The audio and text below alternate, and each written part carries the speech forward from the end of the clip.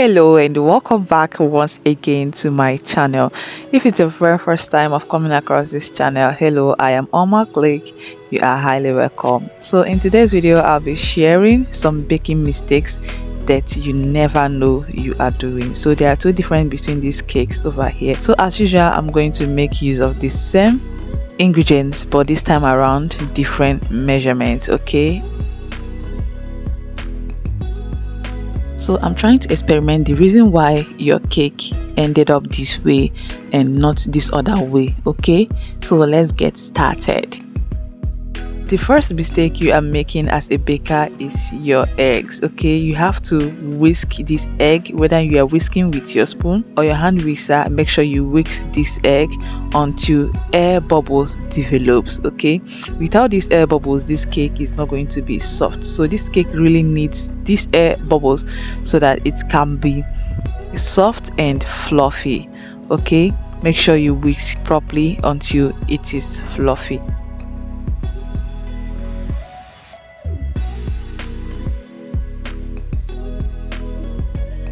So this is the right consistency you should be watching out for your cake.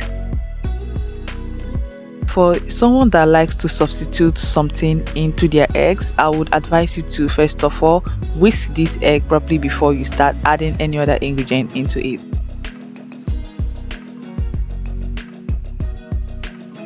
Another mistake you're making as a baker is your butter and your sugar. When your butter is more, it's going to lead to an unexpected baking experience. Okay, always use the right measurement to the ratio of butter and sugar while mixing your batter.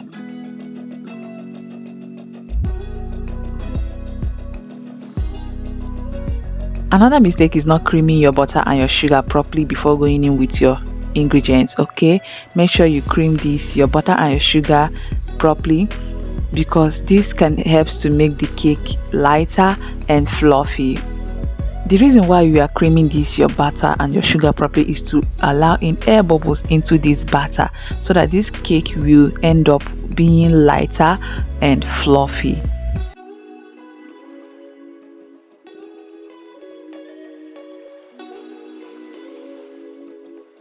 So another mistake you will be pointing out is addition of your dry ingredients. Okay, while going in with these ingredients, make sure you combine the both wet ingredients and the dry ingredients, which means if you go in with your dry ingredients, you have to go in with your wet ingredients.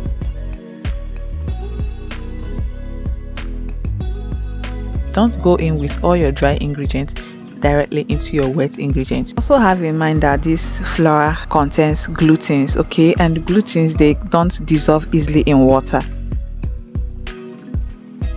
Always go in with the combination of wet and dry ingredients into your batter. Okay, which means if you go in with your wet ingredients, you have to go in with your dry ingredients as well.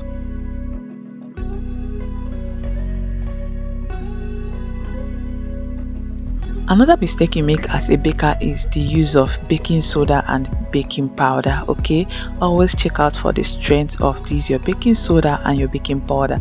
For your baking soda, use a vinegar to check out the strength. When you add this vinegar into your baking soda and a bubble develops, know that this baking soda is good for baking.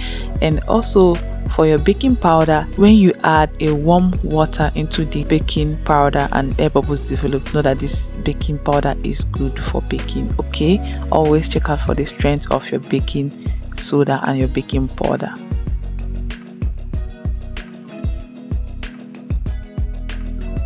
So making use of expired baking powder or baking soda can also lead to a bad cake.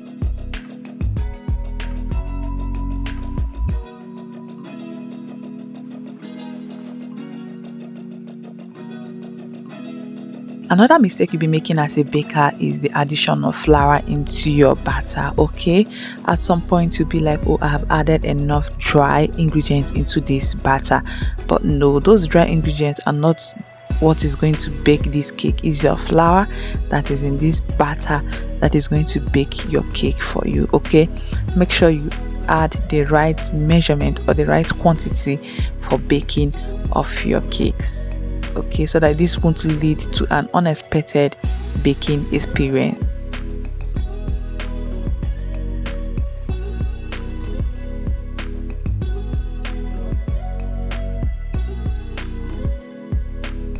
Before adding your batter into your baking pan, make sure you whisk it properly, okay, before you add into your baking pan.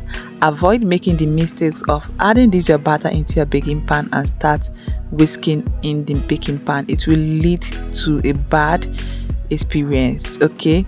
So avoid whisking inside your baking pan. Rather, whisk well before you go into your baking pan.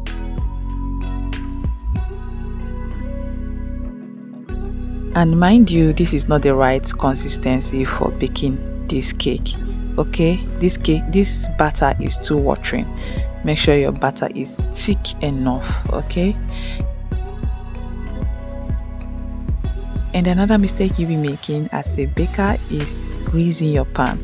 Make sure you grease this pan properly and dust it so that when this cake is done, it can easily come out on its own. If you did not grease your pan properly, it can lead to a scattered cake when this cake is done. So make sure you grease your pan properly and dust it.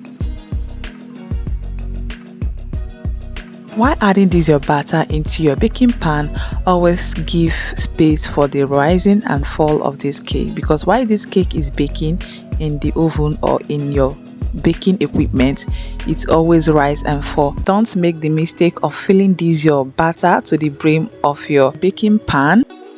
I will rather advise you to bake in batches than filling your batter to the brim. So always give space for rise and fall of this cake while it is being baked.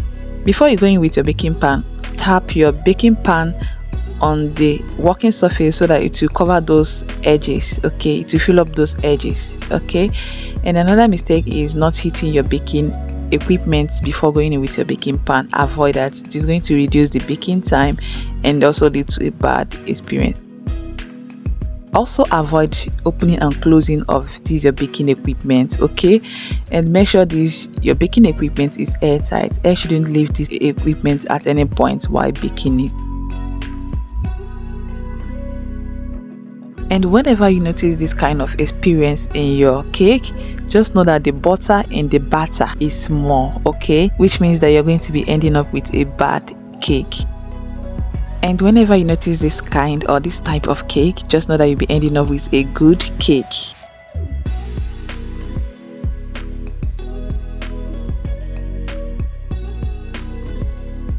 And from this video, you can notice there is a huge difference between these two cakes over here. And if you're still watching up to this moment and you haven't subscribed, please darling subscribe, like, share, and don't forget to drop a comment on the comment section. Thank you and see you all in my next video. Bye.